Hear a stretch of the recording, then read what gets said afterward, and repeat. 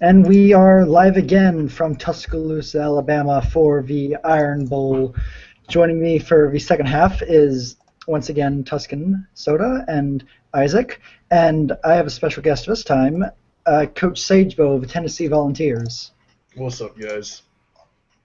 All right, so I've got a couple of coaches coming on later in the show to answer a couple questions. Sage will be one of those questions, and seeing as he has to head out in like 7 minutes, let's go ahead and get underway. So, Sage, Vanderbilt has had a phenomenal season this year under Coach Sir Wendell. What are your keys to making sure that their regular season ends on a sour note? Well, one, it's Vanderbilt, guys. I mean, come on now. Come on, let's be real here. We're going to beat the mess out of them on the field. Their offense is like, I mean, who do they got? They got like a Josh Gallo. Their running back, I can't even name them. Let's be real here. Anthony Miller, Aaron Stiles, Chris Tucker are going to have their way with this Vandy offense, and we're just going to beat them up on the ground. It's going to be bad. It's going to be ugly, guys. Don't even watch the game. Well, Vanderbilt has gotten off to a really good start, so something's obviously working. All right. Next one up. Knowing that rivals Florida will advance to the SEC championship game if you lose, how do you expect your team to handle the pressure of this game? There's no pressure. It's Vanderbilt. Let's be real here. This is Vanderbilt we're talking about. Oh, man. I mean, they're like, what do they got? They got smart kids? I mean, I know people that go to Vanderbilt. Let's be real here. We're going to beat the mess out of these nerds. It's not even fair. Oh, wow. All right, let's jump away from the Tennessee-Vandy rivalry real quick. And, Sage, let's see. Who is the best team in the nation and why? Best team in the country? Yeah. I mean, there's a lot of really good teams. There's some undefeated teams still, so I'm going to go with whoever wins the Iron Bowl tonight. I mean, if Auburn with Ja'Cory Kessler, Jazz Durant can beat this crazy Alabama defense with Jay Wade, Jeffrey Chung, and Tom Rice, I think Auburn's the best team in the nation. On the other side, Alabama has a really, really good offense. I don't think they've ever had to use it because, I mean, their defense just shuts people out. But if this gets into a big scoring affair, I think we'll see what Rory Weston and this Alabama offense can really do. It's just whoever wins this Iron Bowl is easily the best team in the nation. They have to be the odds-on favorite to win the title. Fair, very fair point. Alabama is one of the more complete teams in the country. You're right in that their offense hasn't been for showcase this year, but I guess we will see that tonight, assuming Auburn's offense steps up. And last question for you. What does Rivalry Week mean to you, Sagebo? It's always an interesting affair. We have a really fun game against Vandy coming up. I mean, I've been ragging on them a little bit, but they're a good team. They're talented. They have good coaching. Just beating them to get the SEC title will be one of the best accomplishments for my coaching career and this program as a whole. Tennessee's coaching program has had a lot of talent, but, I mean, there's been underwhelming results along the way. This will actually be our first SEC East title, I believe, or our second maybe. And so just being able to do this would be a huge accomplishment for this program. If this doesn't happen, then Vandy gets to hang a feather on their hat saying that they beat Tennessee on the way to a title. So, I mean, it's a lot of bragging rights, but, I mean, it's Vanderbilt. It's Vanderbilt. Well, at the same time, Vanderbilt, regardless if they win or not, won't be playing in the title.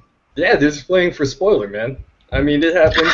Sometimes your team just isn't good enough to be contending for the title at the last day. But we'll just see how it goes. It'll be a good game. Rooting on my boys, of course. I think we pull it out pretty comfortably, but it'll be a good game. It'll be a good game. All right. Do you guys have anything to ask him real quick?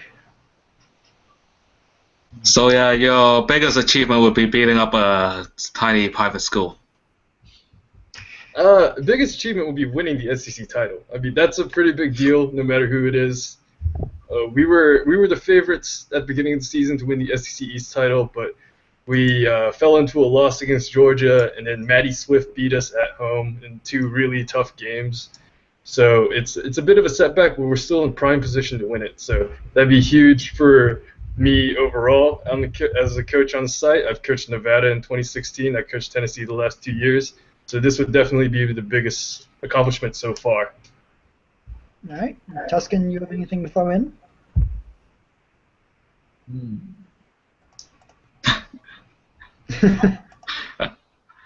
I'll pass. You'll pass. All right. Well, I know you have to go in like 2 minutes, Sage. Any predictions for tonight? Predictions for tonight? I think Alabama whips up on Auburn. I mean, just as a bold prediction, I think it's going to be a 3-score game, and Alabama's really going to show how much talent they have. Other games, I think Michigan still beats Ohio State. The curse won't be broken tonight. Sophos pulls it out, and I think Tennessee wins. So those are my 3. All right. Well, thank you for coming on the show for a few minutes. I wish you the best of luck tonight. Thanks. And all righty. See you guys later. See you, man. See ya. All right. Thanks, Tuscan Soda for. Gameday, y'all. Can't wait. Tiny school. I blame the drugs. Guys, I just love coaching the volunteers. How is it? Up on Rocky Top, and I can't wait to meet all those tiny puny nerds from Nashville. You got that? Nobody has to know. Nobody has to know. Thank you, Sagebo, for joining us on the show.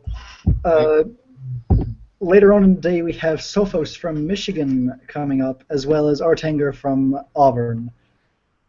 All right, Tuscan, you can gladly take over now. Oh gosh, okay. I need to get. I'm just gonna pull up the evening games fairly quickly, because I totally know what's going on right now. No, I don't. I think. I'll tell you, I'm super excited for tonight. Got it. So tonight's game, we obviously have. Got a slew of. So tonight's game, we obviously have a very important matchup. We're talking about the game, of course. You know, Ohio State and Michigan, and we're going to be Sophos is going to be joining us soon to discuss at least what his thoughts are on the game. With Fever, I mean, obviously, yeah. We also have a few more interesting matchups too. So tonight we have Miami, Florida, visiting the Gators up in. Definitely not Tallahassee. Gainesville, the Gators from Gainesville. And another few more interesting matchups. Over on the West Coast, we got USC Trojans visiting in-town rival UCLA for the Victory Bell and a few other fancy rivalry trophies that they have going on there. Such as in this case, the Pac-12 South title. That too. More fancy titles. Up in the north, when we're not talking about the game, we got 2 schools fighting for a very treasured axe that apparently belonged to Paul Bunyan. If you know what I'm talking about, it's Wisconsin versus Minnesota. Both teams are ranked within 3 spots of each other. Wisconsin at number 8, looking to get into the playoffs if possible. Minnesota Gophers looking to take away that chance and keep the axe for themselves. Wisconsin is led by Asante Sowell. As for the Gophers, they have a good overall team. I wish I knew them better. I am sorry. Forgive me, Bingo. Down south, not the Iron Bowl. I'm talking about Texas, of course. I mean, so down in Texas, we've got two very big matchups. The bigger one in the Big 12, we got TCU hoping to stay undefeated as they go to Lubbock to fight the Red Raiders. And that will be a very interesting one. Both teams are very built well overall. You have Christian Barkley of Tech, who's hoping to make he's trying to make a stellar performance, and TCU trying to stay undefeated so that they can try to steal the number 1 spot or even number 2 before the playoffs start and before their Big 12 title game. The other matchup I'm talking about, we got SMU at Houston. Yes, time. The most important matchup of the day. And Joel King showing off before the AAC for an AAC West, or no, he already has it clinched. So basically, just showing off before the championship game and wherever they go for a bowl. So we got so far. Oh, and Tennessee at Vanderbilt, but we already know that. I'm gonna grab some water because that was a lot of talking. To you, Foster. All right. Yeah, I can survive. Oh, yeah. I would like to say Sophos is coming on in a few minutes. 6 to be approximate. Anyways, yeah, we've got quite a few exciting matchups tonight. Some bear a lot of weight, such as Auburn, Alabama, Michigan, Ohio State, and Southern Cal, UCLA, and even Vanderbilt, Tennessee, and Wisconsin, Minnesota. I don't remember the situation in the Big Ten West, but I can check on that in just a second. Other games like Maryland, Rutgers, Miami, and Florida, SMU, Houston. You're just playing for bragging rights of your rival. It's going to be a really good slew of games. Isaac, what game are you looking forward to the most tonight? Auburn versus Alabama. Auburn, Alabama? Yeah, obviously. Oh, But Michigan versus Ohio State is also pretty close, though. Sure. Yeah, I'm really excited to see how that one shapes out. Yeah. In that case, a lot more is riding on it than just its spot in the Big Ten title game. At least for Michigan, their hopes of a playoff cling on it.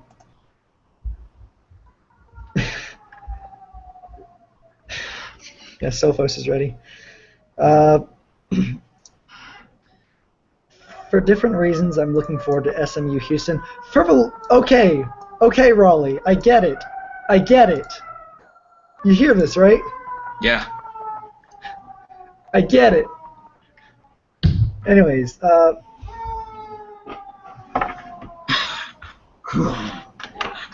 sounded a lot closer than it should have. That's probably, yeah.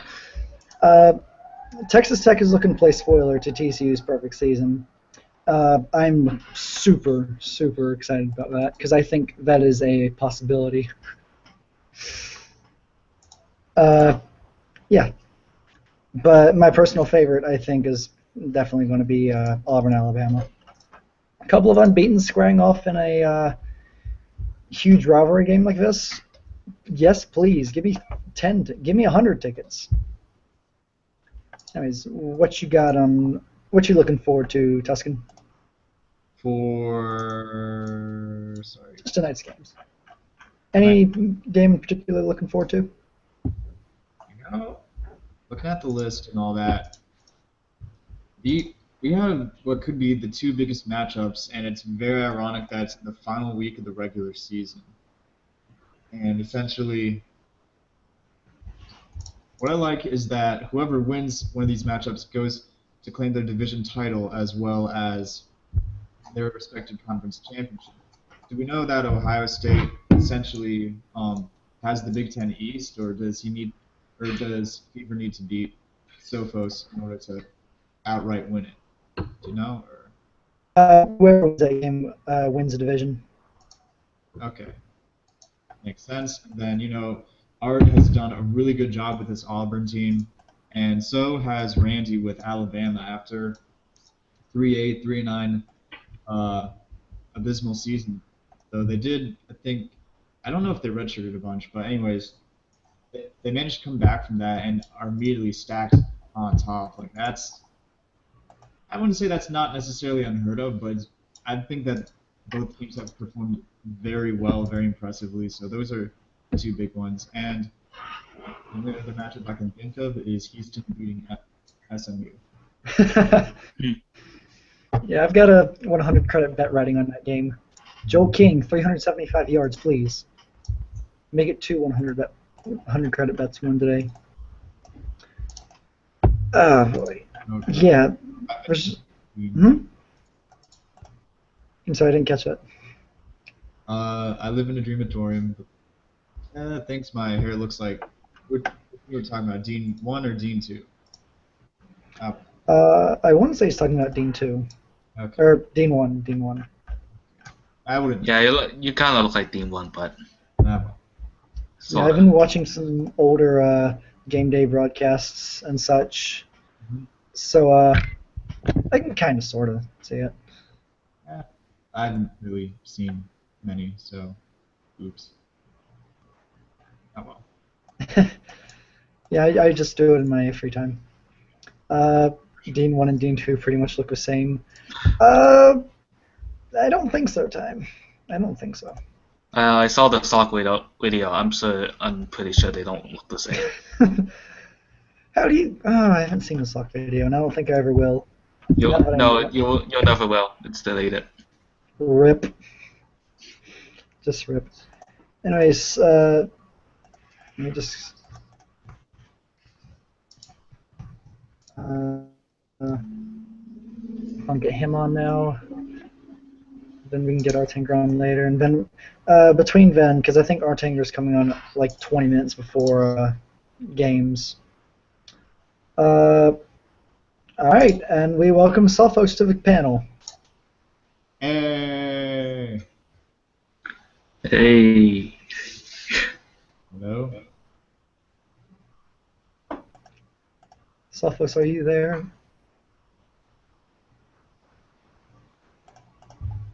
If you can hear me, nod your head.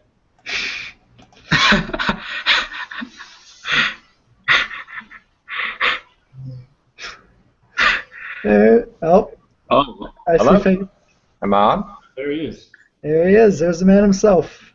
Hello, folks. Looking forward to the game tonight.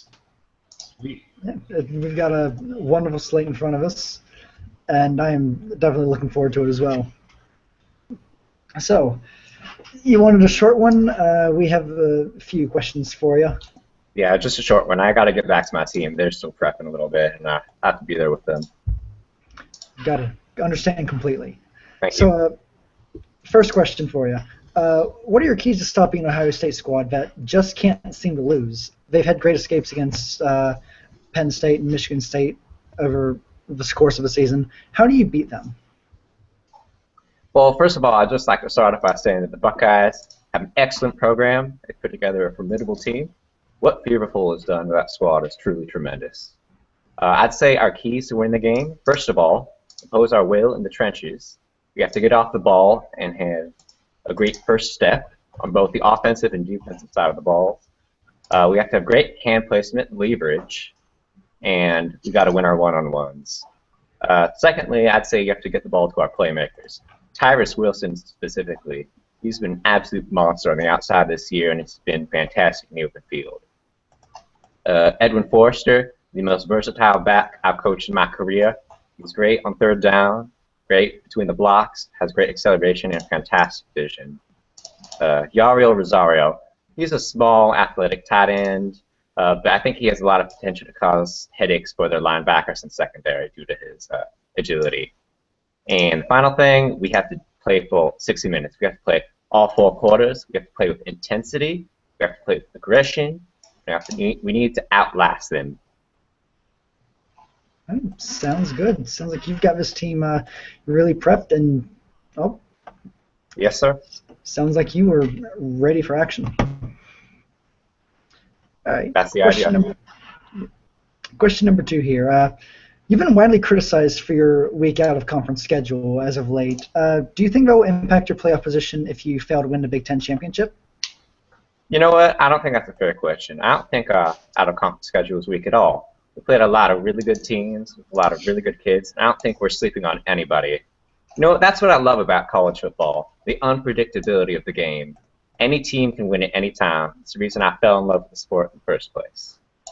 However, back to your other part of the question, Big Ten championship game. Of course, our goal every year is to win the Big Ten championship game. We don't look ahead of the next game on our schedule. Our goal every week is to go 1-0 and then move on to the next opponent. All right. I'm going to give you this one. I'm kind of sort of expecting a certain answer, but I'd love to see what you come up with. Sure, hit me. Who do you think is the best team in the country, and why? You know, that's a really good question. I'm not sure I have an answer for you. I suppose we'll find out a lot more about that tonight. There are a lot of really good games happening this evening. The Iron Bowl, TCU at Texas Tech, Wisconsin at Minnesota to decide the Big Ten West, and of course the game as well. I guess we're in that conversation as well, but I'm not gonna speak on that. I will say though that I do think our squad can go toe to toe with any team in the country. This team has played with a lot of heart, and they have such passion for the game. I couldn't have asked for a better squad to coach for my 6th year at the University of Michigan. You know, I did kind of expect that answer. But yeah, I do agree that you guys' team can go toe-to-toe with anyone in the country. You've proven that time and time again, and I expect the same thing tonight, and potentially next week. We can only hope so, but we're playing for tonight and tonight only right now. We'll think about next week later on. Okay, solid. And last one for you. What does Rivalry Week mean to you, Selfos? What does Rivalry Week mean to me? This week is definitely the most intense week of the season. I knew the intensity when I was a student in Michigan, and ever since I became a coach, the intensity has only grown. Ohio State is a darn good school, and they have a darn good football team. I don't want to say that the rest of the season doesn't matter, but this is a game that makes or breaks the season. 365 days of joy or 365 days of pain. Then we do it all over again. It's all I know. It's in my blood. We're part of something bigger than ourselves. Something that's been here long, long, long before we are born. It'll be here long, long, long after we are dead. This is the maize and blue versus the scarlet and gray. This is the game. Nothing else compares. That was a fantastic response, man. I applaud that dearly. Well, does anyone else have any quick questions for our man here? Harbaugh?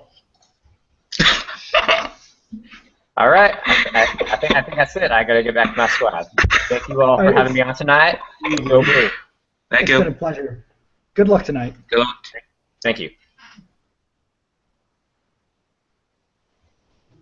All right, that was the best interview I have ever been a part of. I couldn't hold it. I'm sorry, no, I had. That speech was beautiful. Harbaugh? No, that was. To be honest, I was expecting something way different from him. I honestly was. I was expecting. I was expecting the shoutbox Selfos. I tell you, that was oh man. I'm left speechless, honestly. I'm left speechless. He nailed it. All right. Later on today, we'll have Artanger to come on, talk about Alabama, the Iron Bowl, and many more things. I will say, since we have time slots, if there are any coaches, more specifically of coaches that play tonight, that would like to come on for a quick interview, just PM me. I'll send you a few questions, and you can hop on when we are ready. You guys want to talk playoffs or Heisman for a bit? I mean, they can all talk about Big 12 expansion, so. Big 12 expansion. You got my handle. I don't know, Tuscan, you're part of the Big 12. You think joins the conference next year. Straight from the bottom. Here we go. God dang it, Isaac.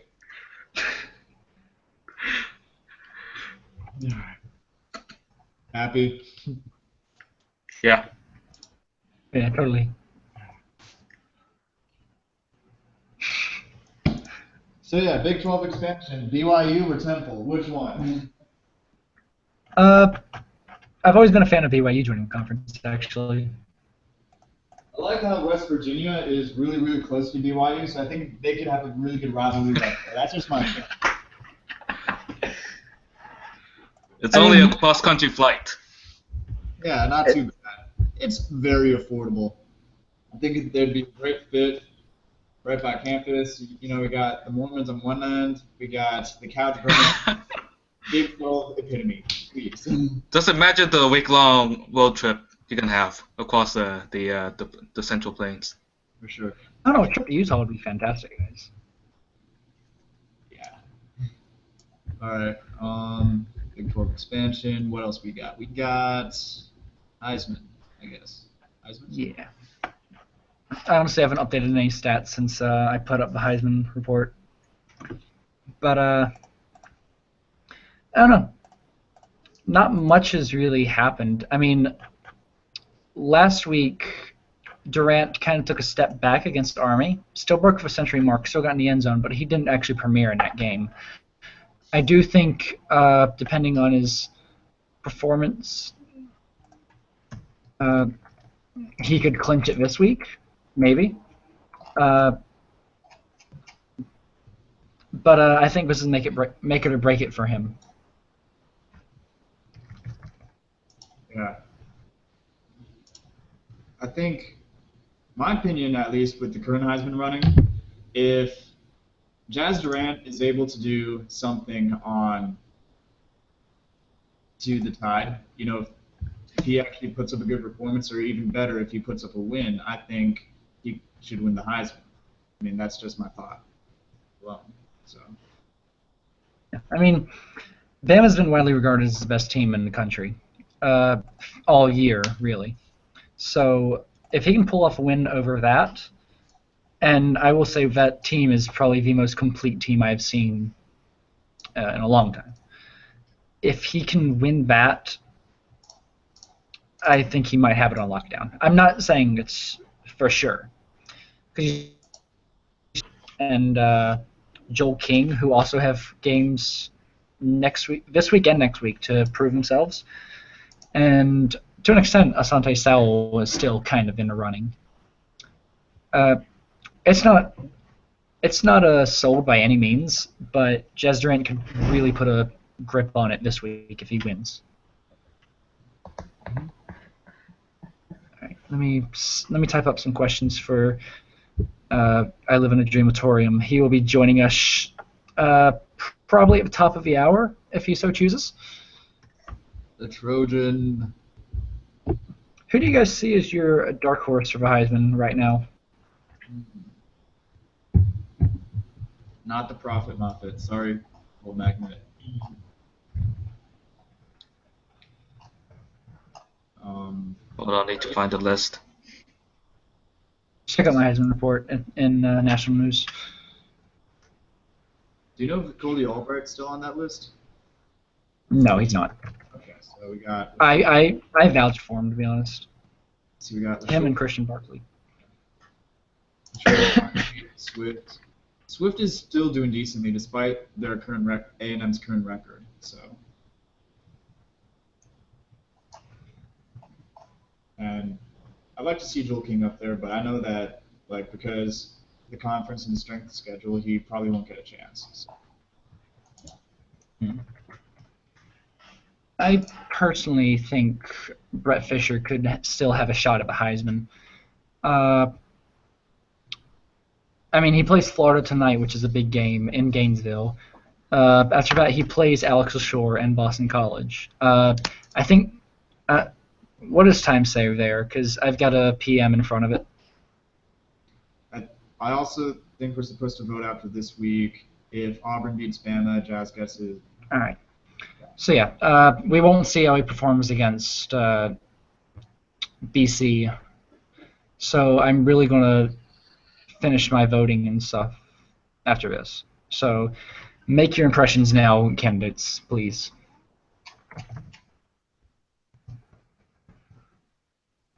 Isaac, who do you have? For dark horse, Yeah. probably Brett Fisher or Asante Sowell, one of the two. All right. Yeah, Well- I can't say Raheem Robinson or Ricardo Reed. still having a chance.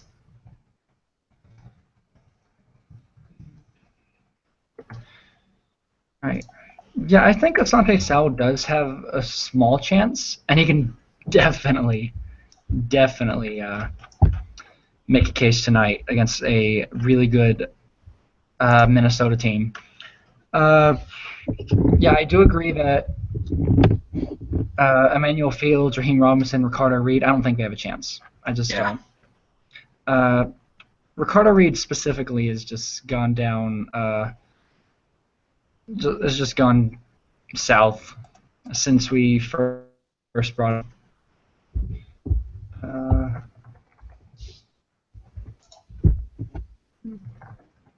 People are asking to be on. I like it. Let me find the article real quick.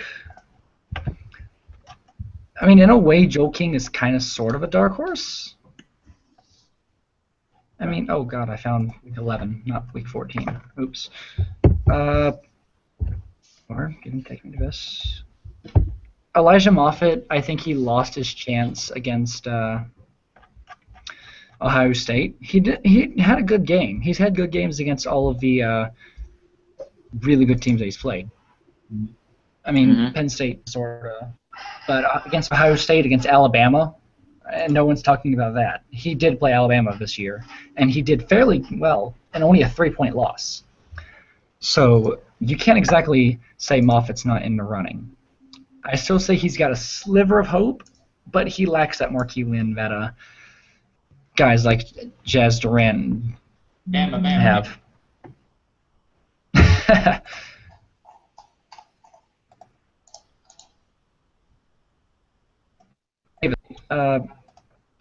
Yeah, I think he lost it against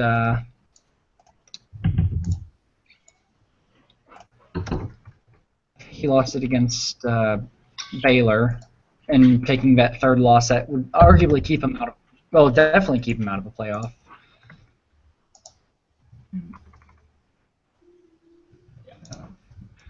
So yeah, I think it's a 5-man race right now. I'd say Jazz Durant, Matty Swift, Alex Shore, Joel King, and Brett Fisher. Those are my top 5 right now. I think Moffitt's too far out. I think Davis lost his opportunity. Yeah. All right. I'm going to start typing up questions for Danger. He'll be joining us later as well. So ready for that. So I'm probably going to leave around 15 minutes. So I don't ready? know. What's at 9? Essentially. That means you're going to miss Danger, I'd say. Oh, no. No. All right. I don't know. Sorry. Dreamatorium's coming on in 4 minutes, and then we can get Danger on at like 9:10 my time. So when do we get on Joe? Oh, then go on.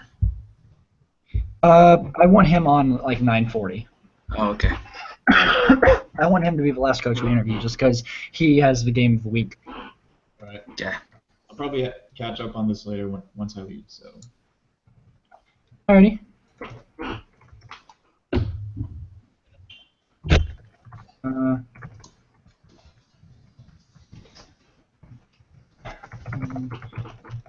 Oh, and we might have Dean Squared on as well. Oh, I'd have to come up with questions for Dean since he's not exactly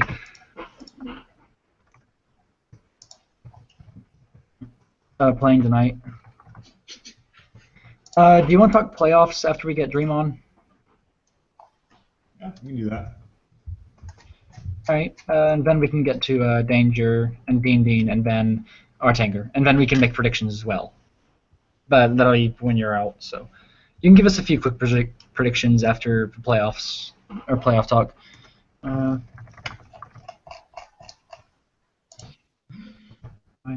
Oh man! Realize that the games are going to be up at 10. Yeah, I hope he realizes. Oh man, I'm setting up Danger for a homer question. Poor Todd.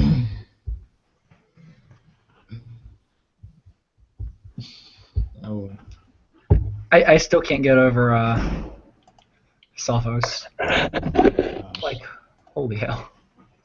Apparently, Sophos is from California, so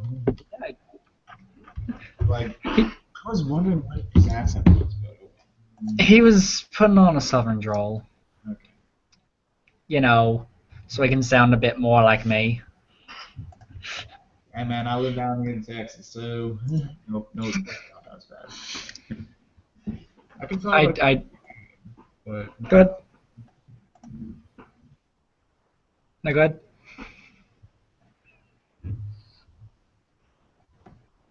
I could try, don't you know? Hey, man, I grew up in Minnesota, up there with Kathy and Minnesota. Whoever else is up there. Yeah. I would say he actually did sound pretty southern from it. Like it sounded like your typical SEC Southern coach. I won't lie. I tried to type like a Southern coach at the beginning of the season. I tried to pull a Steve Spurrier almost, but like, yeah, that's just not me. Okay. Other than the fact that I'm dripping with sarcasm.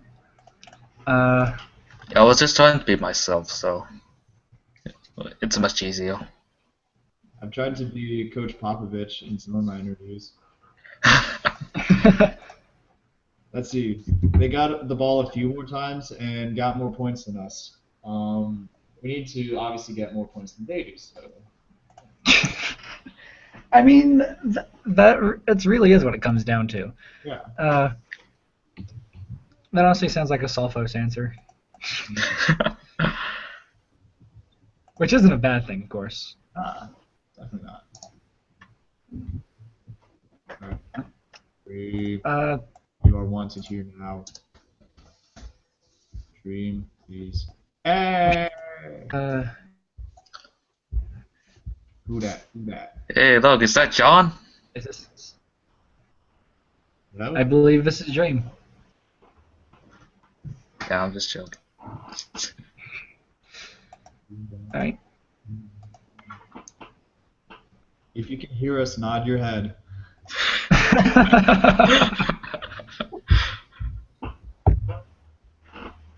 I think you nodded. Is that a nod? I'll give him a second to figure out his mic, if that's the problem. I think that's the problem for everyone.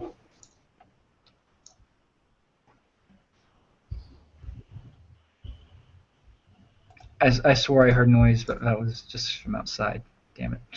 Alright,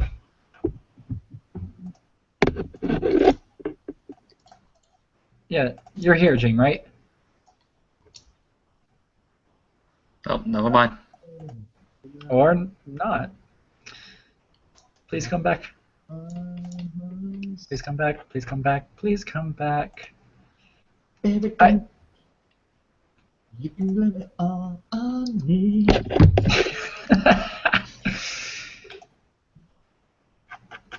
But, no, I really want insight for the UCLA USC game, because that's a game that's not being talked about as much, even though there's just as much on the line, especially for UCLA. You know, the Bruins still have a shot at the playoffs.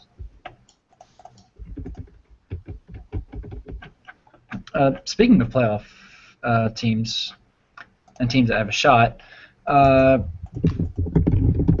we could totally still argue that Iowa State has a very outsider's chance of making it. I got a PM. I assume it's from... Oh, it's from AJ. Oh. Oh. Okay. So we might have AJ Youngwork come on.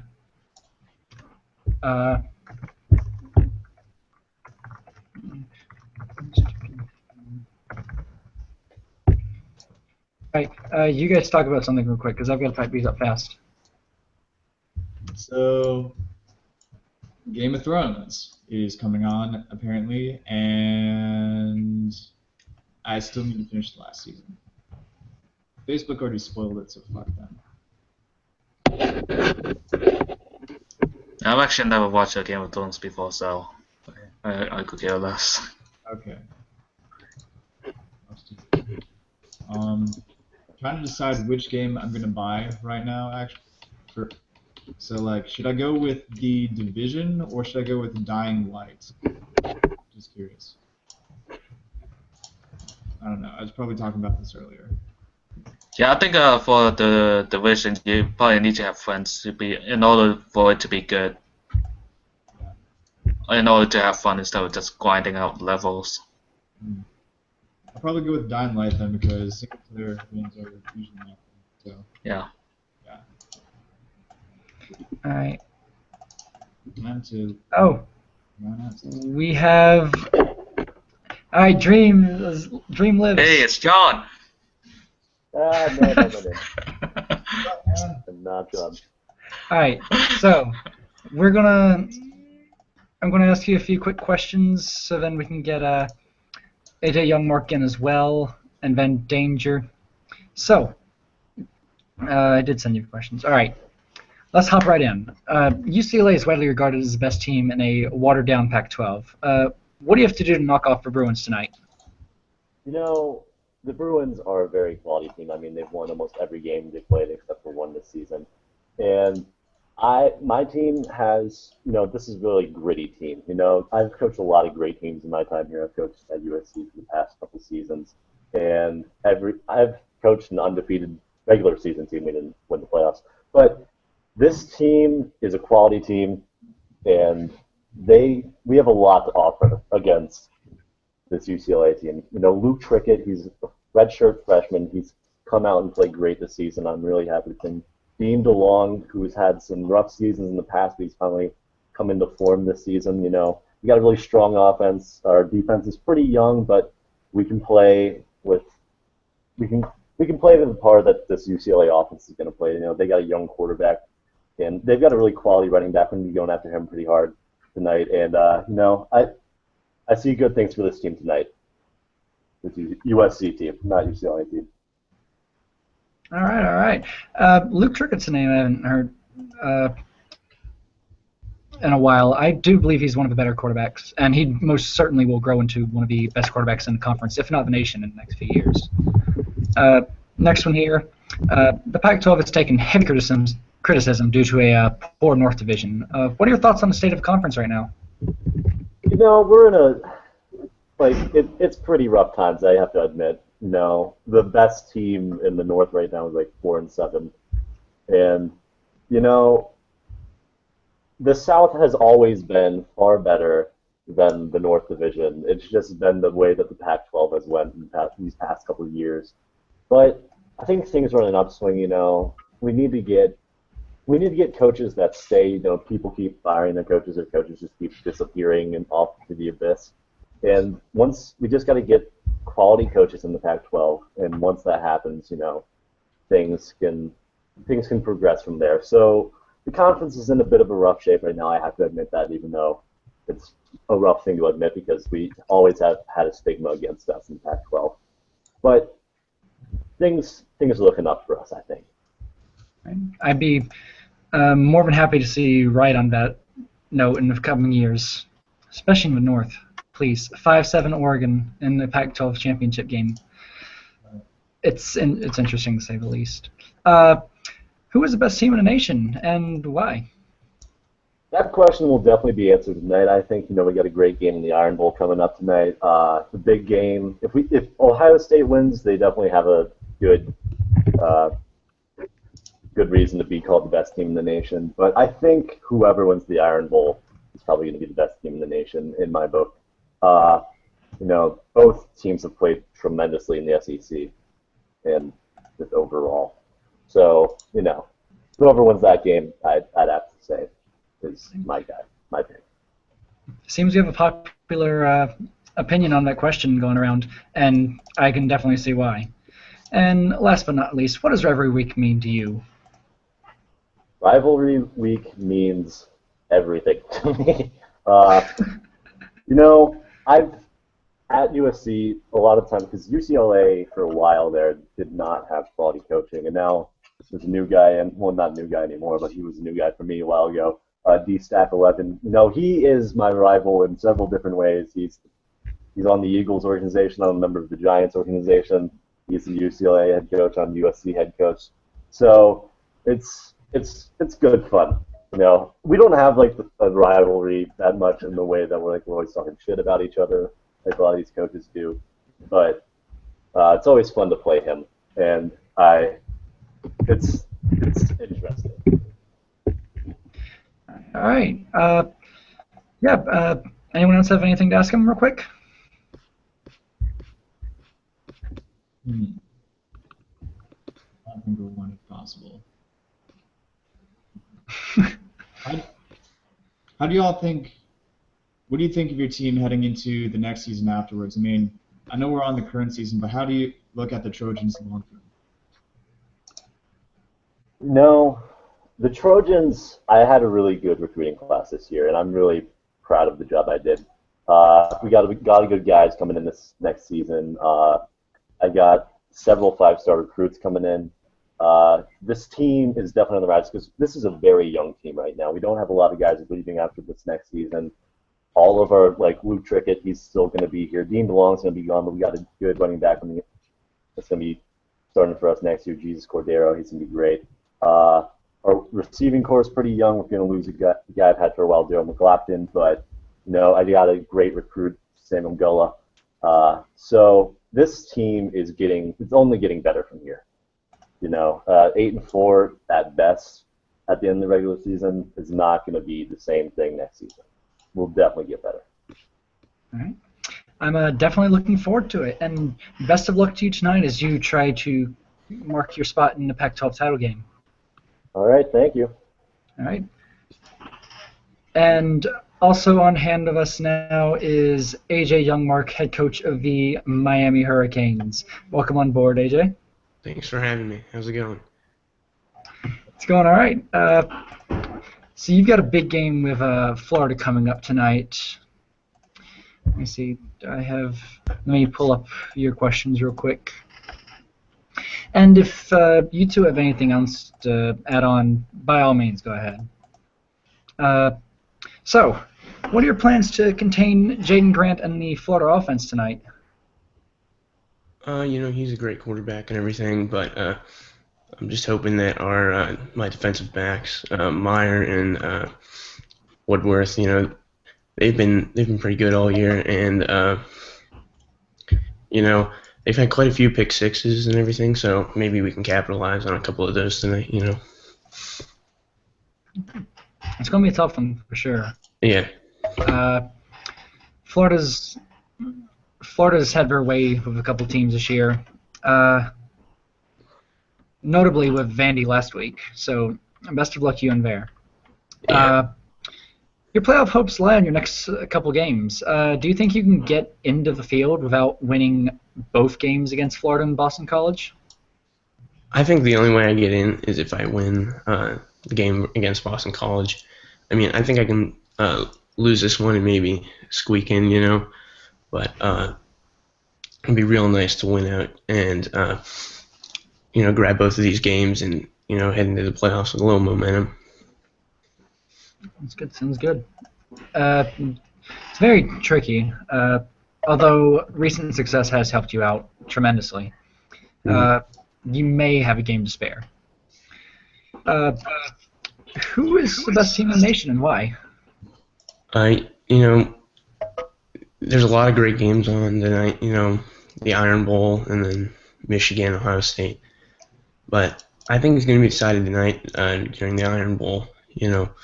But right now, I don't know. I like Auburn. They're not the number one team in the land right now according to the poll, but I mean they got a great weapon in Durant, and I think that he can carry them, and the rest of their team is just real strong. So I think that Auburn is the best team out there. All right. Solid reasoning. Last one for me here. What does Rivalry Week mean to you? You know, Rivalry Week. It's just two historic programs. Between Miami and Florida. Just going at it. Battling for the state of Florida. And it's really exciting. People are clashing. In neighborhoods, at work. Just in arguments and everything about whose team's the best and whatnot. And you can really be settled this week. All right. Tuscan, Isaac, do you guys have anything for him? I think we're good. Isaac, did you have any? No. Okay. I don't know. I'll ask the same question I asked Dream because I think it'd be a good question to ask overall. Like, apart from, well, how are you looking at your team in the long run? Like next season afterward, how confident do you feel? I think next season we may take a step back. We're losing our best wideout. Couple good contributors on defense, and but hopefully this year we can get some momentum. On the recruiting trails, and hopefully we'll be able to bounce back in 2 or 3 years. All right. And I have one quick question. What do you think of Brett Fisher's chances of a Heisman? I mean, he's got to have. I think he's all but out of contention unless he really gets a couple big games this week and next week. And we got to win both of those games for him to have a shot at the Heisman, I think. But we'll see what the voters believe. All right. I believe that's all we have for you. Thank you for joining the show, and best of luck tonight. Sounds good. Thank you. All right. That was AJ Youngmark, along with Dreamatorium, and we'll have Danger and Artanger on later in the show. Would you guys like to talk a bit about playoffs now? I think y'all have to. Unfortunately, I have to leave right now. Sorry, y'all. If someone wants to take my place, go for it. That'd be cool. Yeah. Alrighty. I will see you later then. All right. Take it easy, y'all. See ya. Can do. So, guess we can go and bring on Danger, or would you like to hop into playoffs real quick? We could bring on Danger. All right, Danger, I'm going to send you the link now. I thought I did, to be honest. Yeah, just pop in when you're ready.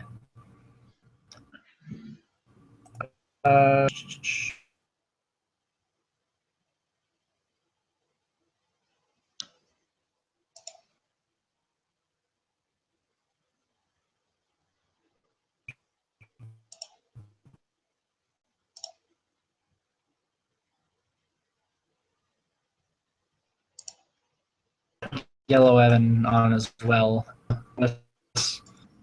Should Evan, if you want to use.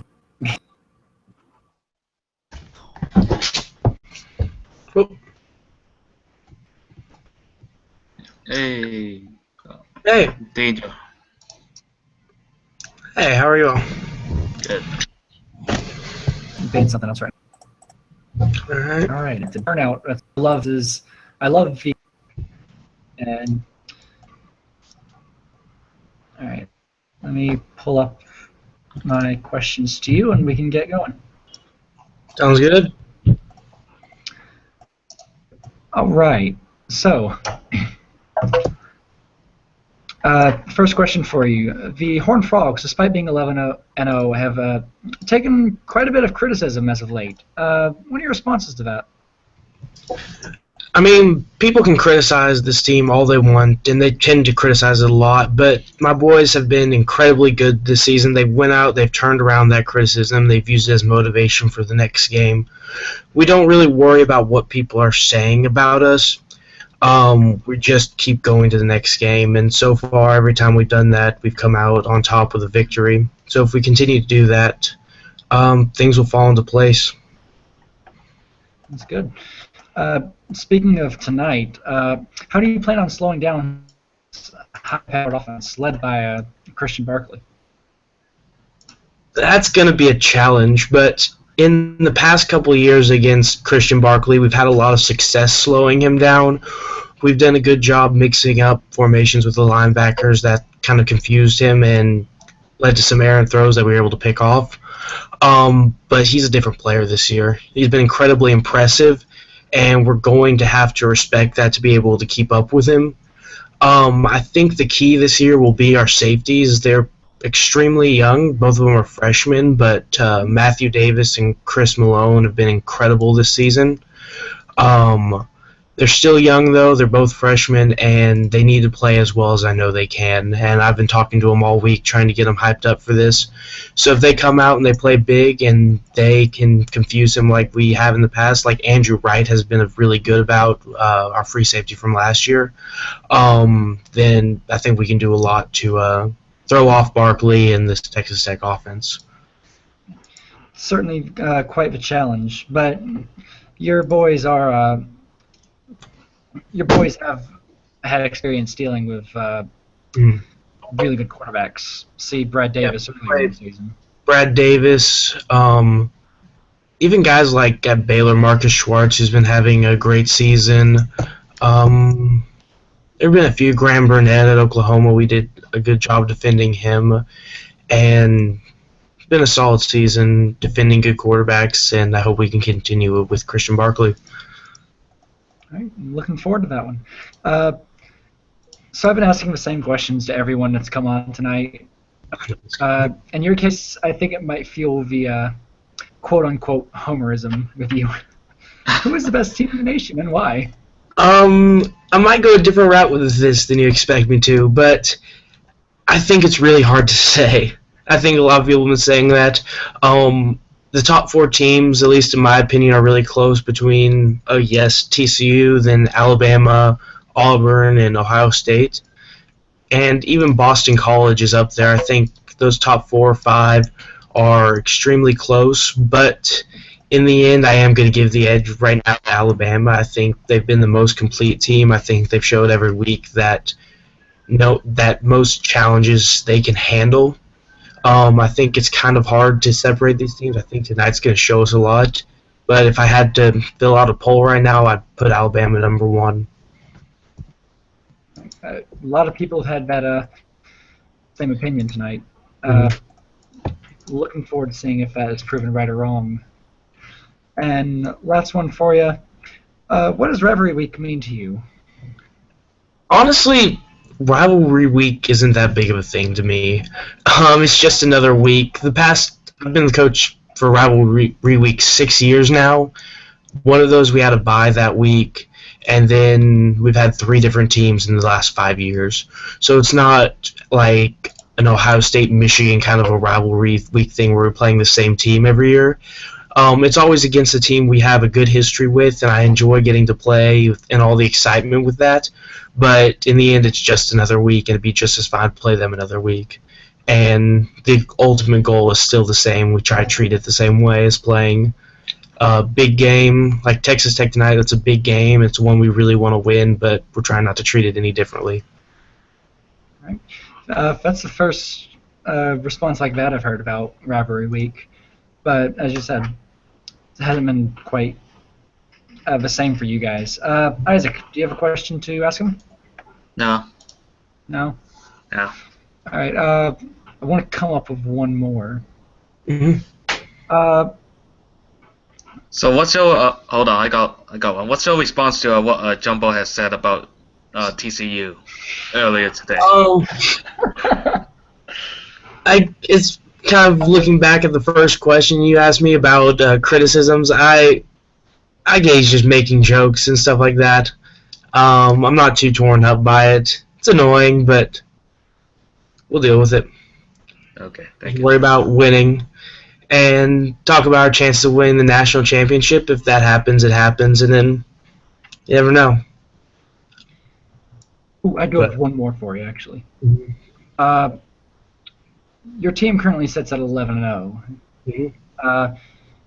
Do you think with a loss to either Texas Tech or Kansas, not both, just one, you can still make the playoff? I would like to think so, especially given what we've done all season. We try not to think about what happens if we do lose, but if we do, I still like our chances of making the playoffs, especially if we win the conference. It's going to be a little harder to make our case if we lose to Tech or beat Tech and then lose to Kansas in the conference championship game. But I think looking at the other teams in the top 25 that are vying for those spots, even if we end up at 12-1 at that point, we should still get in. But it depends on how we perform and what happens. There's a lot of variables in how other teams do. But even if we go 1-1 in these last two games, I like our chances of getting in. I hope we do. All right. I have to agree with you on that.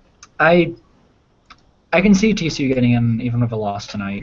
I don't necessarily foresee a loss, but if you can go 1-1, even better, 2-0, you'll be just fine, in my opinion. Yeah, that's the plan. Thank you very much for joining us, and best of luck tonight. You too. Have a nice rest of the conference, or rest of game day. Thank you. All right. Next one up is someone that's not actually playing tonight. Don't know if he's going to click the link. Yeah, I seriously love the number of coaches that have come on tonight. Yeah, it's very nice. Yeah, I'm going to try to make this thing next year. We're going to bring one coach on every show. Come on, where is he? Then again, I probably just gave him some time to answer questions. So, quick look at the playoffs. What? Oh, games will be at 10:15. Oh, okay. Via Saluna.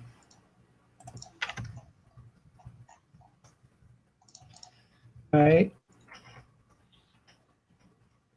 Yeah. Oh, I got. Yeah, Evan, come on in. I've done it multiple times. Our Tanger's comment there.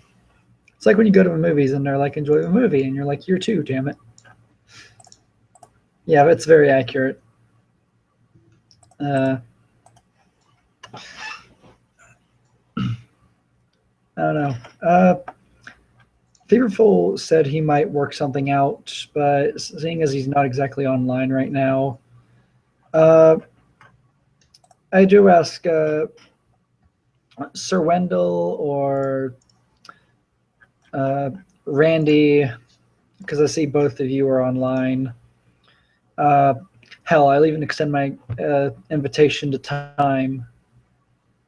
Yeah, if you guys want to pop on, since you're playing tonight, by all means, come on. Just say it, and I will.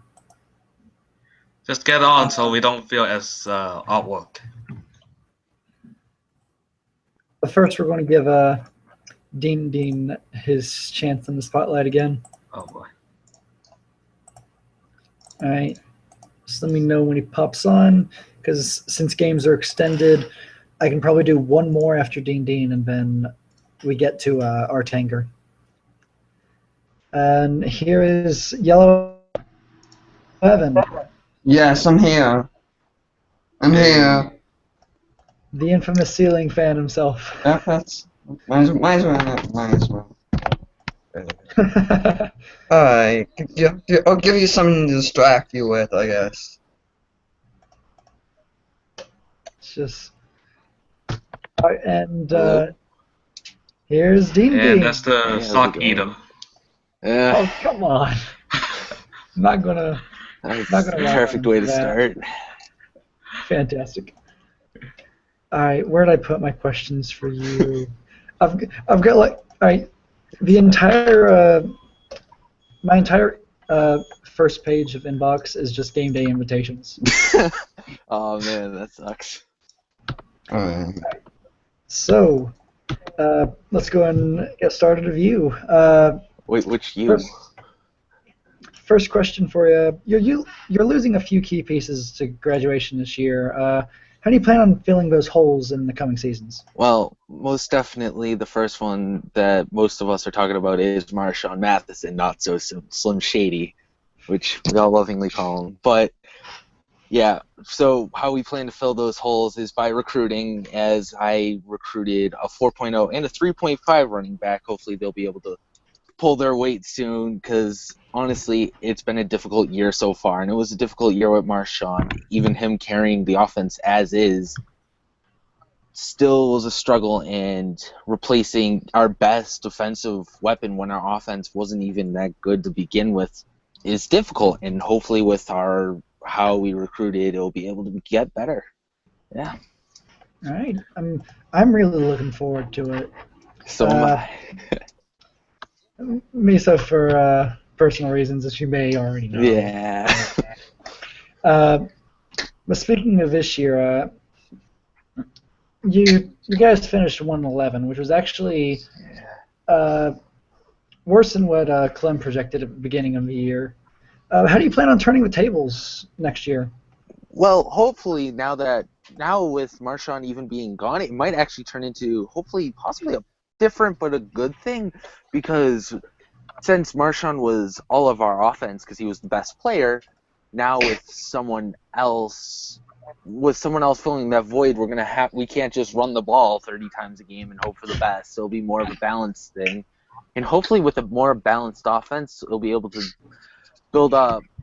Well, just be better in general. That and the way our defense is progressing, we're not really losing anyone that important on defense other than Paul Floyd, our inside linebacker. But yeah, other than that, I think that we'll be able to turn the tables around. All right.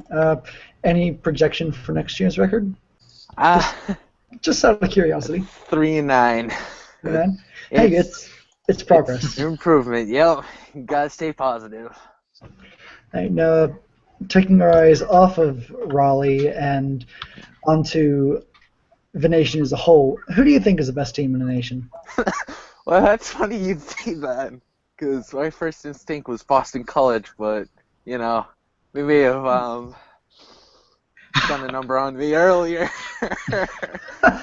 To see that firsthand. I can most definitely say that Boston College is a very good college football team. I have to swallow my pride there. Yeah, that was that was fun times, right? That was brutal. Yeah, it was. I mean, you can try to get them next year, though. Yeah, there's always next year, right? Yeah, just put it behind you, or use it to fuel the team next year. Yeah. I doubt that I'll ever get another 80-0 shellacking. Oh, I hope not. I hope so neither. Wait, that was perfect English. Yeah.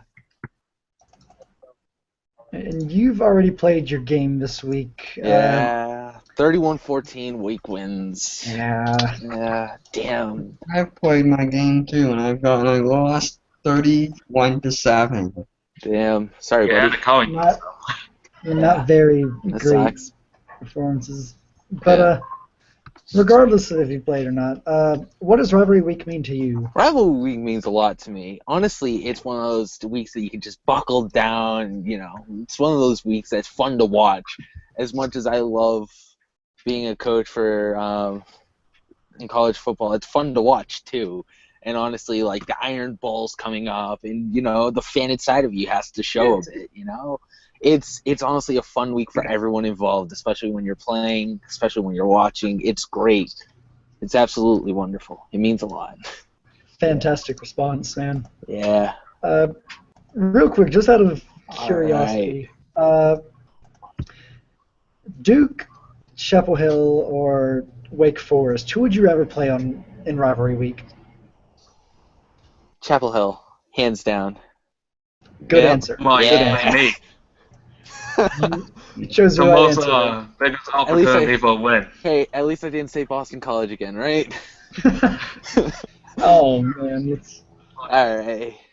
All right. Well, Isaac or Evan, do you have anything for him? No, I don't really have anything to say, unfortunately. I got nothing. All right. Thank you guys for your time. Thank you All for right. joining us. Thank you. All right, no problem. It's been a blast. It's been amazing. Yeah. All right, I'll see you guys later. Right. See you, man. See ya. Alright. All right. And that was Dean, everybody. Well, Alright, so what's next? well, I'm going to give Artanger 10 more minutes. We have, yeah. Yeah, give him Alright, 10 so, more, seeing as games have been pushed back even more. Let's see. We still haven't talked about playoffs, because that still exists, and that's getting even better. So I'd say come up with a top 8, but really don't want to open up a prep sheet and take like 5 minutes of silence to do that. Let me just hear your guys' number 1 real quick. Alabama. As of right now. Alabama. Yeah. for now, I still have it at Alabama. I know they struggled a little bit with Rutgers and LSU in the beginning of the year, but I don't know. Otherwise, I mean, they still won every game, even though a couple of them were close. And right now, I think Alabama's been more consistent than any other team in the nation. So. I know I ragged on Bama earlier, back when BC was up there. I'd still say Bama's the number 1 team as of now. I think they're by far the most complete team in the nation. As Sage said earlier, their offense is really good, but they haven't really had a chance to show it off, and we might see that tonight. Yeah. So I'd have Alabama as number 1. What are your guys' number 2? Right now I have Ohio State. Yeah, Ohio State. I mean, Ohio State's probably one of the biggest surprises of the season. Given that they were not ranked to start off the year, now they're 11-0, and now now they're in a position where if they beat Michigan for the first time ever, they go to the Big Ten championship game. I mean, Melvin Jefferson was garbage, so for a quarterback. Oh yeah. Yeah, that's why they were terrible last year. Yeah. Yeah, I'd have Ohio State number 2. I still say Cody Alvarez's one of the better quarterbacks in the country. He's been on the down quite a few times, unfortunately, and that's probably what kept him off the Heisman list. But, no one would have expected this. Going from unranked to 11-0, playing for not only a spot in the Big Ten title game, but a spot in the upper half of the playoff. Yeah, it's also surprising that how Musa Good actually got much better than last year. Oh, yeah. And I can get the Wolverines in a bit. Number 3. Hit me with it. Auburn for now. Yeah, I think either Auburn or Boston College. I'd say Auburn. Yeah. I feel like the top 3 teams are a bit ahead of the rest in that group. But, yeah, Jazz Durant has really carried the club. But Ja'Cory Kessler and the receiving corps are not to be taken lightly.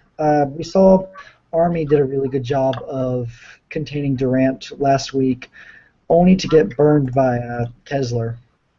So Auburn's a lot more than just Durant, and I think that can show tonight as well.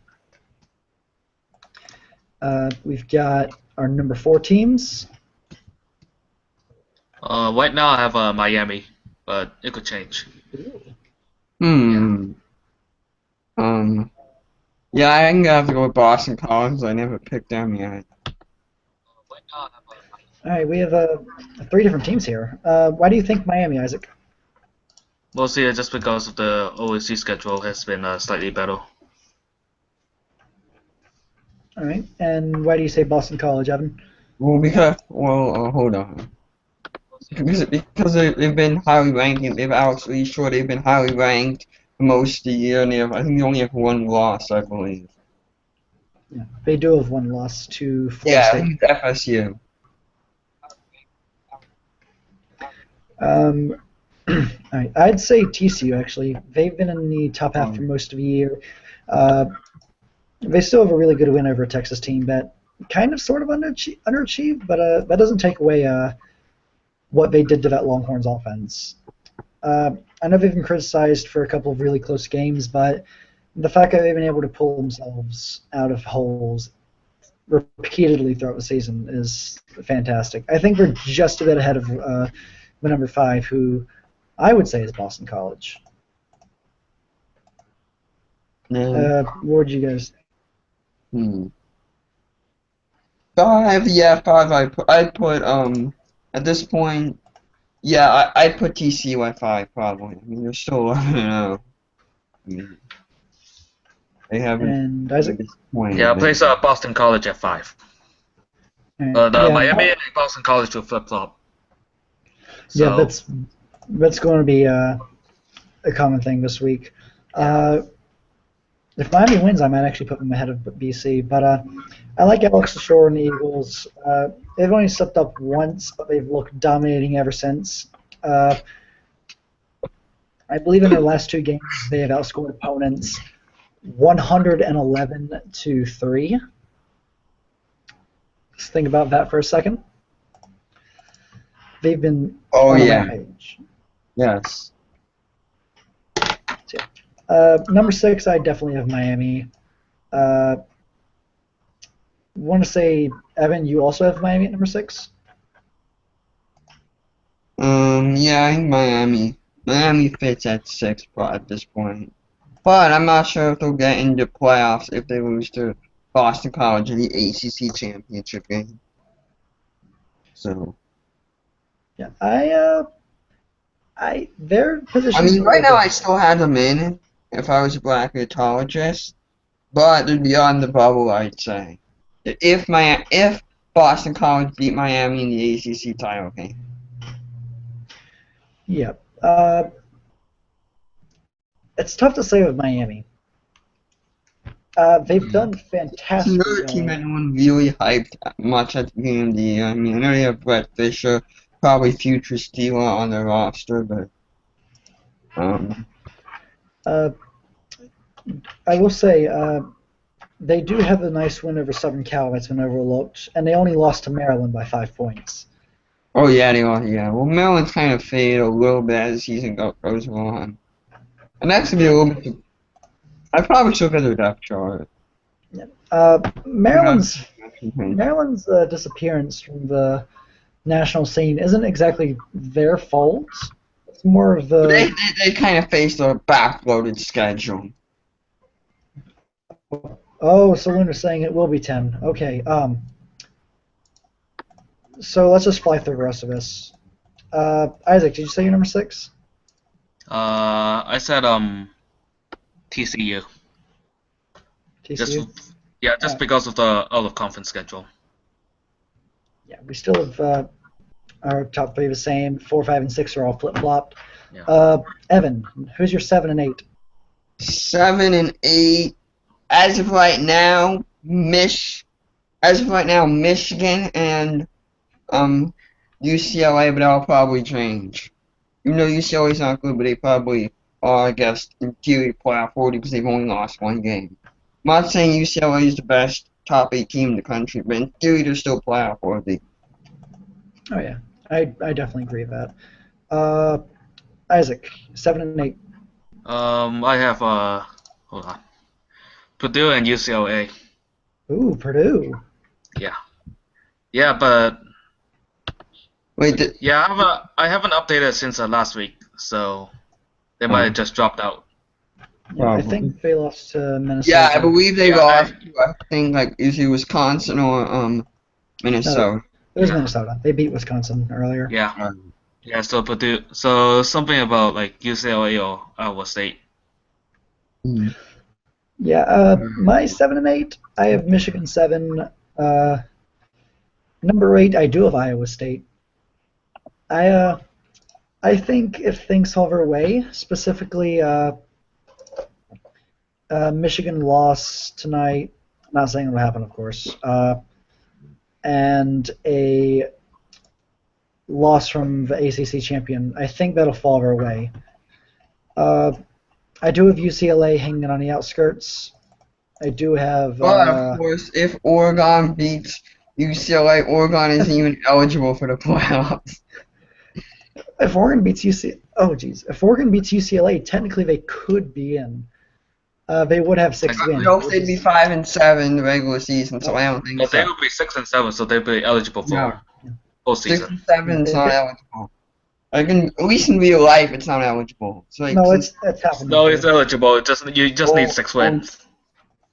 no. UCLA, Well, now they let 5-7 teams in, yes, but I mean, I can look that up. That's for another day. I think they've allowed UCLA in before after they. Remember that one year when the South was really down and Southern Cal was ineligible, and UCLA got in at 6-6 and then lost to Stanford. Yeah, I was furious over UCLA making a bowl that year. Yeah. Oh, yeah, was yeah. good. Well, I think they were like 6-6 in the regular season, even like 6-8. Well, they were 6-6 in the regular season. I'm just saying, in real life, like remember in real life, if you play a game at Hawaii, you get a 13th game and you go 6-7. You don't get into a bowl game unless all the 6-6 teams are filled, if memory serves correct. Wait, Imposter, should we get an Onja on anytime soon? Or Yeah, he's gonna hop on right now, I'd say. okay.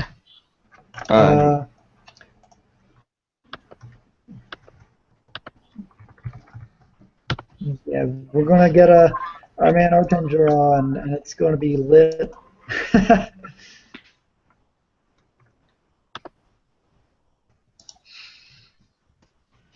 All right.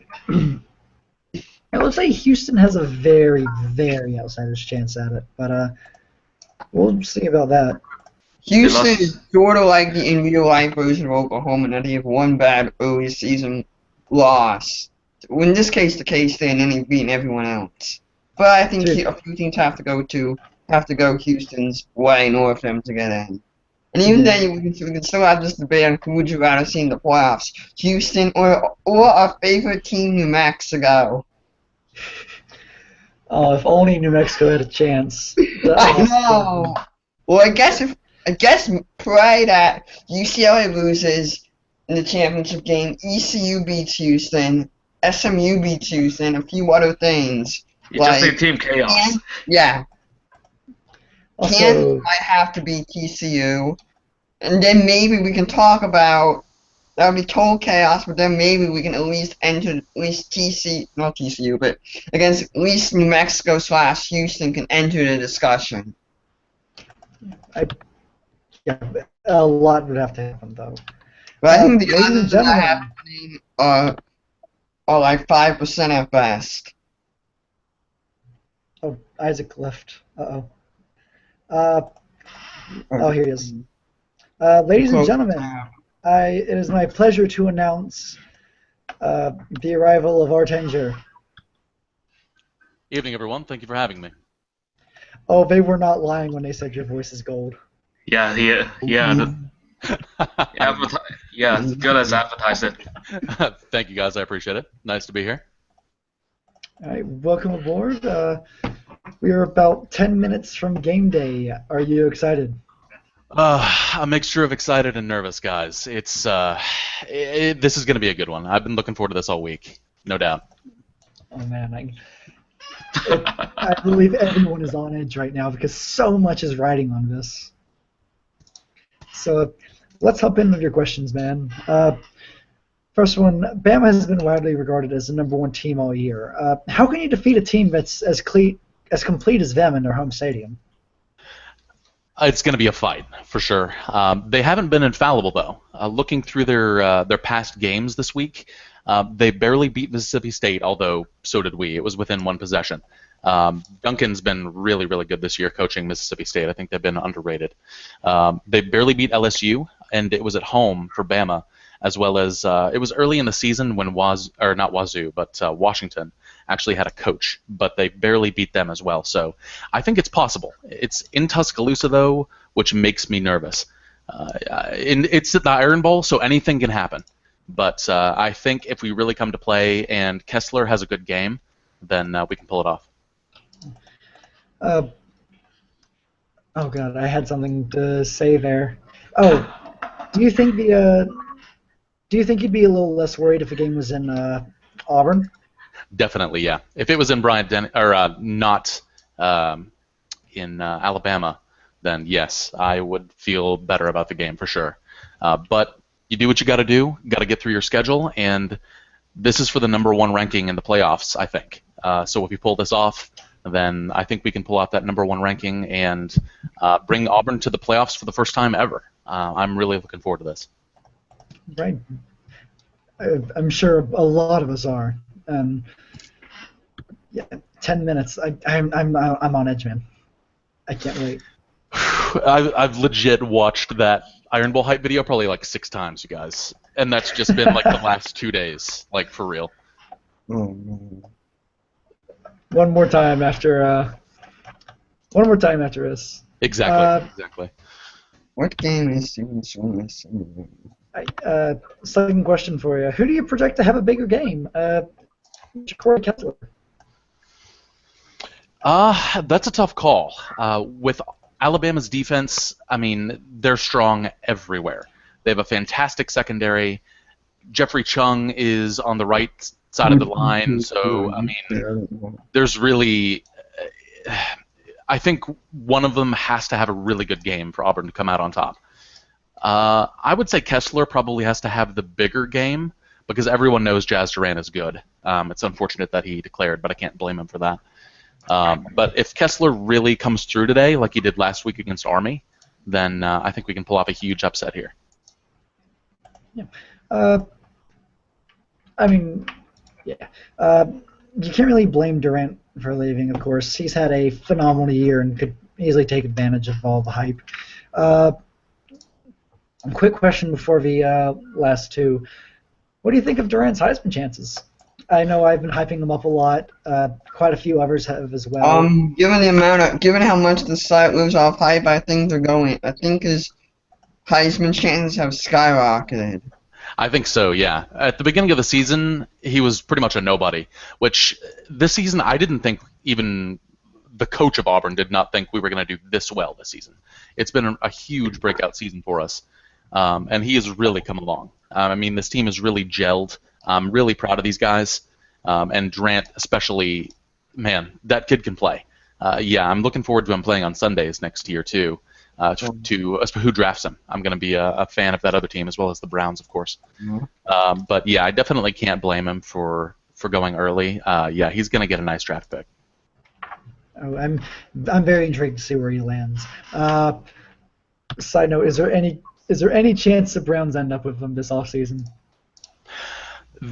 I will say there's a chance. Yeah, there's a chance. I'm sure it'll be better than Don Williams. Yeah, it'll be better than Don Williams. Oh man. Actually, with running backs, in seriousness, you probably don't know. Running backs are the biggest crapshoot of any position in FLHC. All right, now we'll go on to those final two questions that I've been asking literally everyone.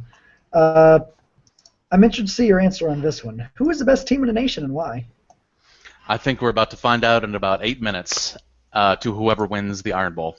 Honestly, I'm not trying to be a homer, but if we pull it off, I think we will have the right to say we're the best team in the nation right now going into the playoffs. Randy has been coaching phenomenally this season, however, too. He has an incredibly talented team. So if Bama wins, I won't be surprised. He's been doing a great job, and he's got a ton of talent over there in Tuscaloosa. So between Bama and Auburn, I would say, yeah, one of us, whoever wins, this is going to be the number one team. All right. A lot of the people have said that. I personally agree with it as well. I'm sure many others share that same opinion. And last question, and I really want to hear this one. What does Rivalry Week mean to you? It means passion and also hatred. Just the excitement of being in the stands and playing teams like Alabama when you're an Auburn fan, or playing teams like Ohio State when you're a Michigan fan. It's all about the passion for the game, the camaraderie that you get as college football fans, and of course the excitement of the games. That's a fantastic response, man. Now, we're about to do picks for tonight. I'm going to extend an invitation to you. Would you like to possibly weigh in on some of these games? Yeah, definitely. Especially since Saluna is tugging at my heartstrings here, and he said, "Dan, this is the craziest game day ever." You're not helping, Saluna. You're not helping. Right. I think he means that the actual game show has been crazy. Yeah, I don't know if he's talking about this or the games or something. But it's definitely going to be crazy. Tonight's games are. Anyways, with 6 minutes to go, we should probably hop right in. Can't let you weigh in on this one though, and that would no, but we have to say that one for last. What am I thinking? First game that's not named the Iron Bowl is TCU at Texas Tech. What are your thoughts, Art? I'm taking TCU. I think. TCU. I mean, it'll be close, but I think TCU is just too strong on defense. And I think we'll just pull it out. Yeah, I think TCU will pull this one out. The Horned Frogs are really, really good. They're still undefeated. They have had a few close games, but going on the road at Texas Tech, the Red Raiders is never easy. But I think TCU comes out on top. Okay, Isaac. Yeah, I think TCU's defense is just too good, and Texas Tech's defense is just a bit too weak, and I think TCU just go enough to win the game. I too will agree with that. I think TCU wins this one. I think they make life living hell for Christian Barkley once again, although maybe not as much as beforehand. It's going to be close. I do think TCU pulls it out. The lesser game in the Big Ten today, well, one of them, is Maryland at Rutgers. I'm taking Maryland, though if Moffitt plays well, I think it will be close. All right. What do you think, Art? I'm going to go with Rutgers, actually, with the surprise one here. They are at home. I think this is a pick'em game.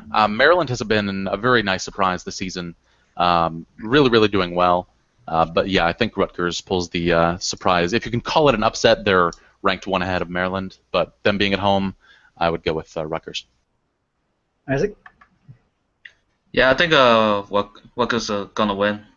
Mostly, I think Moffitt's going to have a good game against the defense. Yeah, I'm not sure the Maryland offense has enough to defeat the defense. I will say it's going to be interesting to see what Kenneth Schwartz does against this Rutgers offense. Sure. I do think Rutgers pulls this one off. Moffitt gets one last chance to make his case for the Heisman, and I think he does it here. Rutgers by at least a score. The big, why do I keep saying that? It's just the game, Michigan at Ohio State. Let's hear it. I'm taking Michigan. I'm not ready to pick Ohio State yet for the first time ever.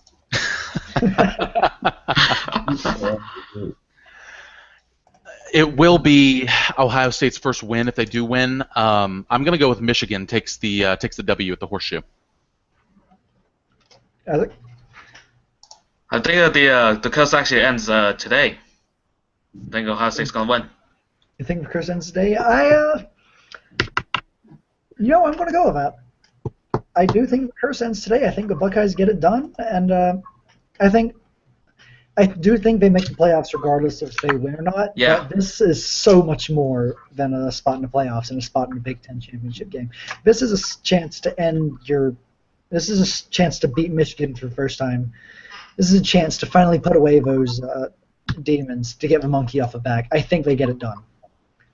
The game for the Big West title, Wisconsin at Minnesota. But I have Minnesota. They've been playing well. They have one of the best cornerbacks heading into the draft. I think they get it done. Art? I got to agree with that. Minnesota's D is good. Bingo has done a fantastic job this season of coaching them up. Minnesota wins this one. And Isaac?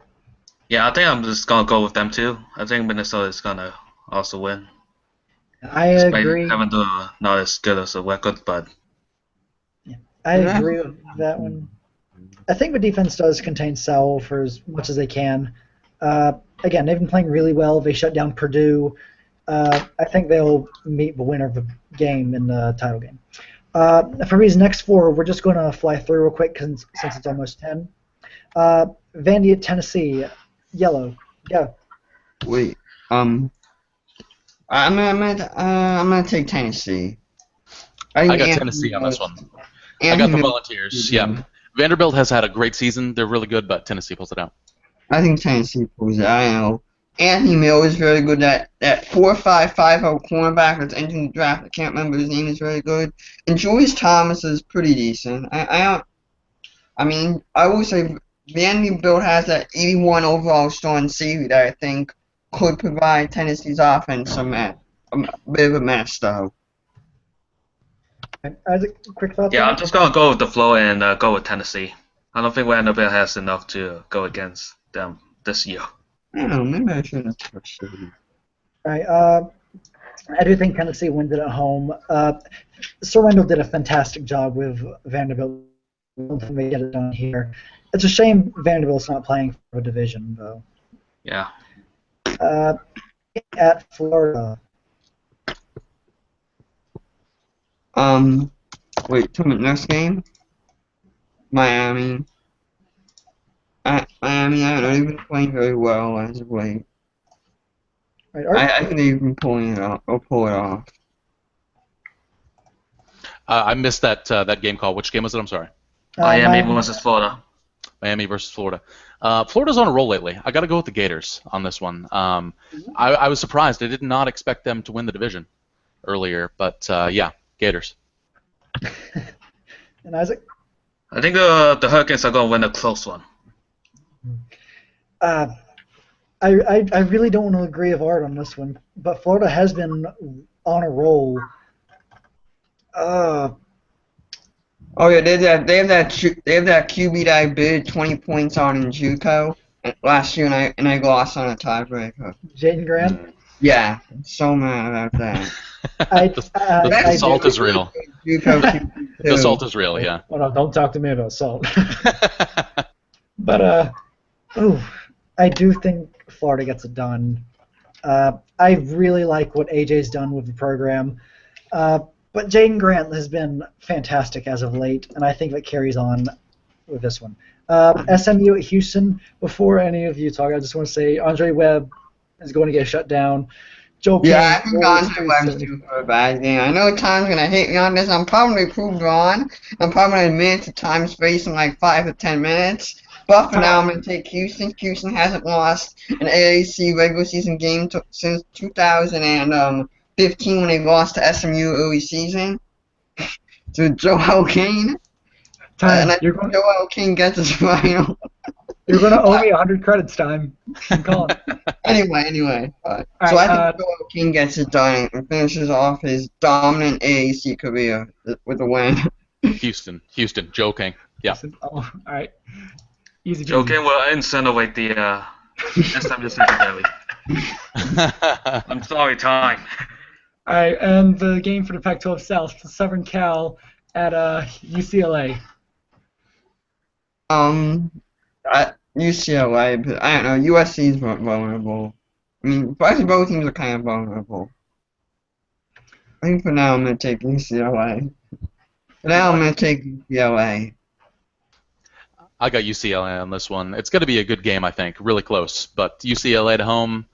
They're playing in. God, I can't think. Down there in LA, the Coliseum. I could not think. But yeah, UCLA takes this one at home. All right, Isaac? Yeah, I'll go with UCLA. I think USC might be back. Might win the division next year though. I've got USC winning this one. Well, UCLA is losing their running back. If memory serves correct. Dream came on earlier and talked about this game. They said they're going to key in on Shienko. I don't think UCLA's freshman quarterback could get this done. I think the Trojans knock off the Bruins. And now we have one more game to talk about, ladies and gentlemen. That is the Iron Bowl. Oh, yeah. Number 3 Auburn at number 1 Alabama. I just have one thing to say: War Eagle. All right. I think I'm going to take Alabama, the better all-around team. Roy Weston, after opting to go to Alabama over Tulane and a bunch of other schools, now he's been very good. For Bama this year, and I don't know. I think Alabama has an amazing defense. I don't know. I think they get it done. Maybe I'm just used to real life, but I think they get it done. I think they go to the SEC title game. Isaac? I could never go against my own head coach, so War Eagle. I like it. I like the sport. Art, anything you want to say on this game before results are posted? I think I'm about to have a panic attack. Does that count? Yeah, I think so. Saluna, pull the lever. Saluna, pull the lever. Man. Now everyone's begging us to hurry up, so we better hurry up. Yeah, Saluna, go ahead and post. I will say War Eagle. War Eagle. I've got Auburn winning this one. And here we go. Auburn, Alabama, the winner. Oh. Hasn't been coming. Wait. Stop trolling. Alright, Saluna owns the site. Let's give him respect. Let's wait for him to post the games. Now once the games are posted, we can have a party. That was anticlimactic. That was very anticlimactic. Okay. Very okay. Good. Look at the next one. Christian Barkley gets it done. TCU gets blown out. Stop! Oh Stop. my god. Oh my god. Maryland knocks off Rutgers. Oh my god, Michigan beat Ohio State by 1. Oh my god! Jeffrey Oh my McDonald god, Ohio State choked. with a missed 41-yard field goal, 9 seconds to go. Oh my god. USF game. Better luck next time, people. Minnesota advances to the Big Ten title game against Michigan. They hold on to beat Wisconsin. USC Team Chaos. That's a good I'm not there yet. I'm not there yet. God. Tennessee beats Vanderbilt 24-10. Right. Good game from Julius Thomas on that one. Miami at Florida. Miami wins by 1. Brett Donahue with a 31-yard field goal with 25 seconds to go. Wow. The Canes 11-1. SMU and Houston. God damn it. Yep. Houston does it again, as they always do. Houston does it, but I owe those credits. I said 375 for Joel King. I'm so. And Yeah. Team Chaos. I mean, that's still a pretty good game, but I don't know. 375 when you don't throw the ball much is kind of tough to ask. Hold on. All right, I gotta give Time his credits real quick. I still won 1. Okay, can I just make a prediction next year? Yeah. Now I am persuaded that Ohio State won't win against Michigan next year either. Now we know it's pretty much a close. Aww. There really is a curse. So, what does this mean for the playoff picture? It means Bama's number 1, yes, but who's Undisputed. next? 2, 3, and 4 all lost. Who's next? I move Michigan to number 2. Number 2. That's a logical one. Yeah. Well. Yeah, I would say Wolverines deserve number 2 after that. Yeah. After that one, I'd say so. Yeah, that was insane. What does Time have to say to me after that one? Winky face. Winky face to you too, Time. Winky face to you too. Wiki thing. Hashtag winky face. So, my last question to you guys. Auburn, TCU, and Ohio State. Do they still make the playoffs? Auburn, yes. I think all three make it. Well, see, Ohio State's probably on the boat, but I think Auburn and TCU are in. Oh, Yeah, maybe Auburn misses if Florida beats Alabama, but I don't think that's happening. Oh, jeez. No, Alabama's going to play Tennessee. Oh. Wait. Oh yeah. Never mind. I think. Alright. I think Bama should beat Tennessee anyway. Yeah. Now we know what happened to Auburn. I just can't get over. Slated. I just can't get over the storm stopper. They're burning down all the McDonald's in Columbus right now. Let's slow us to the topic. Let's go. Art, you got any words on this? I got no words. I mean, hell of a game by Bama. They deserve it. Yeah, we got shellacked on that one for sure. Bama deserves that number 1 ranking. I hope we do make it to the playoffs, and I would definitely accept a possible rematch against Bama on a neutral field. But yeah, great game, Bama. Nice job to Randy. Right. I think all 3 actually still make the field. Yeah. TCU has to be Kansas, though. Yeah, they do. I think Auburn will be in as a lower seed. I think Ohio State makes it 4 or 5. I will say, Minnesota and Iowa State could both sneak in. Minnesota, yes. I'm not sure about Iowa State. Inspire One, quick to say that Purdue can indeed move up to number 8 and into the playoffs. Please, choo choo. Choo choo. All right. Well, I think that does it from us at Gameday. Yes, I think it does. It's been a good year for Gameday. Bring back Gameday. Oh, we're not done yet. We Well, still. Wait, what? And before the time. Alright, last year the conference championship games were like a Wednesday or Thursday from last year. Yeah, I don't know how they're done this year, but that's how they were done last year. Because I remember I actually played in a conference championship game last year, to Houston, and it was like on a Wednesday, if memory serves correct. And so I wouldn't jump onto too many conclusions. There's soon to be another game day. We'll see how that shapes up. I've got, well, that does it here from Isaac, Yellow Evan, Tuscan, and every coach that has joined today. Thank you so much. All right, no, thank you. Oh, my pleasure, I guess. Wait, Imposter. Yes. Have you guys decided on the next game day location or not? Not yet. Oh, okay. I will think about that. Have you considered Huntington, West Virginia? This is the first time that you're going to see West in the championship game. I think eventually next year we'll do like a CS USA game. But I think eventually that's over time that we should do every single. A championship game is always better with Weiss. Maybe if Marshall and Rice get a matchup in the interconference matchups, like in the cross division game, maybe that could work out. We'll see. Well, come on. We also still need to do like the Mountain West and the Pac-12. I don't think they've had a game day yet. We'll get to those. Yeah. Well, we'll probably get to all of them eventually. Yeah. I just want to quote Neo here and saying, boy, did this season go out in a bang. Yeah.